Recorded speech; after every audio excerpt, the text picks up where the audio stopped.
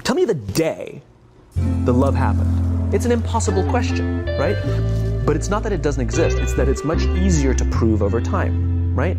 So all leadership is the same thing. It's about transitions. So if you were to go to the gym, right? It's like exercise, right? If you go to the gym and you work out and you come back and you look in the mirror, you will see nothing. And if you go to the gym the next day and you come back and you look in the mirror, you will see nothing, right? So clearly there's no results, can't be measured, it must not be effective. So we quit, right? Or if you fundamentally believe that this is the right course of action and you stick with it, like in a relationship, I bought her flowers and I wished her happy birthday, and she doesn't love me. Clearly I'll give up. You know, that's not what happens. If you believe there's something there, you commit yourself to an act of service. You commit yourself to the regime, the exercise. You can screw it up. You can eat chocolate cake one day, you can skip a day or two, you know, it allows for that. But if you stick with it consistently, I'm not exactly sure what day, but I know you'll start getting into shape. I know it.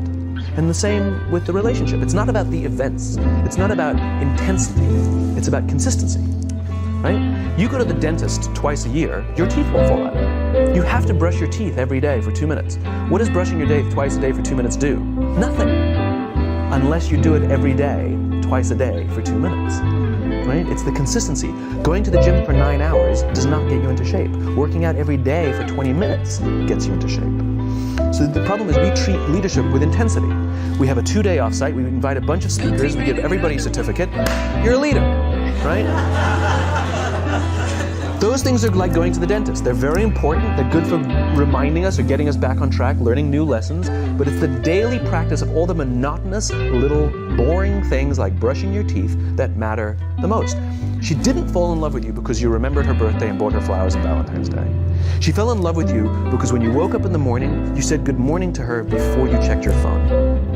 She fell in love with you because when you went to the fridge to get yourself a drink, you got her one without even asking. She fell in love with you because when you had an amazing day at work and she came home and she had a terrible day at work, you didn't say, yeah, but let me tell you about my day. You sat and listened to her awful day and you didn't say a thing about your amazing day. This is why she fell in love with you. I can't tell you exactly what day, and it was no particular thing you did. It was the accumulation of all of those little things that she woke up one day and as if she pressed a button, she goes, I love him, right? Leadership is exactly the same. There's no event. There's no thing I can tell you you have to do that your people will trust you. It just doesn't work that way. It's an accumulation of lots and lots of little things that anyone by themselves is innocuous and useless. Literally, pointless by themselves. People will look at little things that are good leadership practices and say, that won't work. And you're absolutely right. But if you do it consistently, and you do it in combination with lots of other little things, like saying good morning to someone, that looking them in the eye. My friend George, who's a 3-star general in the Marine Corps, he says his test for leadership, and I love this, he goes, his test for a good leader is if you ask somebody how their day is going, you actually care about the answer.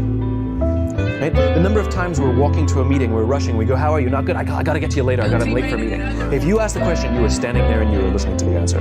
It's those little innocuous things that you do over and over and over and over that people will say, I love my job.